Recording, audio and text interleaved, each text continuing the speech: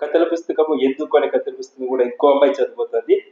ఇది యాక్చువల్ గా 3rd class standard పుస్తకం. ఇది 2nd క్లాస్ అమ్మాయి చదవబోతుంది. దాని పేరు అల్ఫియా. అల్ఫియా. అల్ఫియా ఏ క్లాస్? 2వ తరగతి. ఏం చదువుతున్నావు? కథల పుస్తకము ఎందుకు ఎందుకు అనే కథల పుస్తకం చదువుతున్నాను చెప్పాలి. Okay, start. బాలుడు అమ్మని నిన్ను పశువులు కొని అడగాలి ఉంది.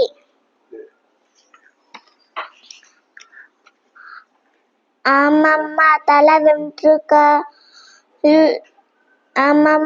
వెంట్రుకలు ఎందుకు తెల్లగా ఉన్నాయి? తాతయ్య బట్ట తల ఎందుకు అయింది?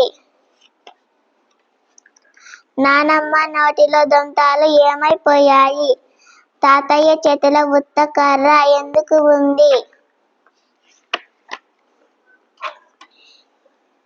గియ్యు గియ్యు గియ్యు మని దోమ ఎందుకు రొద్ద పెట్టుతుంది? గుర్రం ఎందుకు హి హి హి మని సాకిలిస్తుంది? సింహ ఎందుకు కూత పెట్టదు? కోడి ఎందుకని గర్జించదు? ఎందుకు కప్పలు వానాకాలంలోనే వస్తాయి? కోకిల గణం తీయగా ఎందుకు ఉంటుంది? కాకి అరిస్తే బాగుండదు ఎందుకని? చెట్టులు ఎందుకు పరిగెత్తలేవు?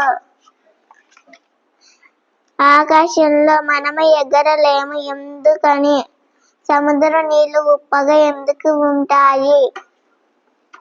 చుక్కలు ఎందుకు కిందికి దిగి రావు? అమ్మ బాబు ఇదే ప్రకృతి నైజం. నువ్వు తెలుసుకోవాలి దాని రహస్యం. అయిపోయిందా? క్లోజ్. బాగా చదివిందా?